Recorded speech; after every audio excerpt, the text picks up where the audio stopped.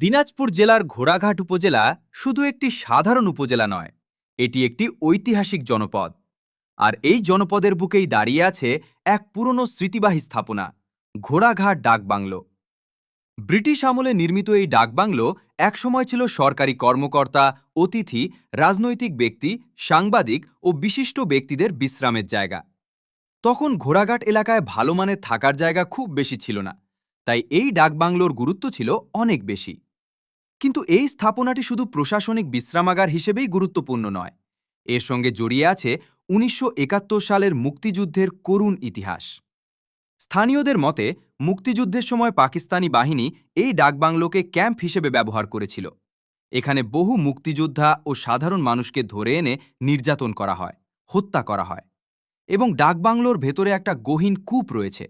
সেই কূপে নাকি মানুষ মেরে ফেলা হতো। তাই এই জায়গা ঘোড়াঘাটবাসীর কাছে শুধু পুরনো ভবন নয়, এটি একটি বেদনার স্মৃতি, একটি ইতিহাসের সাক্ষী। আজকের দিনে এই ডাকবাংলোর অবস্থা খুবই জরাজীর্ণ। দীর্ঘদিন ধরে অযত্ন, অবহেলা ও সংস্কারের অভাবে ভবনটি প্রায় পরিত্যক্ত অবস্থায় পড়ে আছে। দরজা জানালা নষ্ট, দেয়াল ভাঙা, ছাদে আগাছা আর চারদিকে সময়ের ক্ষতচিহ্ন। কিন্তু প্রশ্ন হলো, এমন একটি ঐতিহাসিক স্থাপনা কি এভাবেই হারিয়ে যাবে কি? না, বর্তমান সরকারের মাননীয় সমাজ কল্যাণ মন্ত্রী, দিনাজপুর ৬ আসনের এমপি এজেড জাহিদ হোসেন স্যারের উদ্যোগে এই ডাকবাংলো নতুনভাবে সংস্কারের জন্য বাজেট আনা হয়েছে। এখানে নতুন করে ভবন তৈরি করা হবে, নতুন করে ঘোড়াঘাট ডাকবাংলোকে সংরক্ষণ করা হবে। ঘোড়াঘাটবাসীর জন্য খুবই আনন্দঘন মুহূর্ত এটি, এবং নতুন প্রজন্মের কাছে এটি হতে পারে মুক্তিযুদ্ধের স্মৃতিবিজড়িত একটি গুরুত্বপূর্ণ স্থান। এখানে এসে জানতে পারবে ইতিহাস, বুঝতে পারবে স্বাধীনতার মূল্য, আর চিনতে পারবে নিজের এলাকার অতীতকে।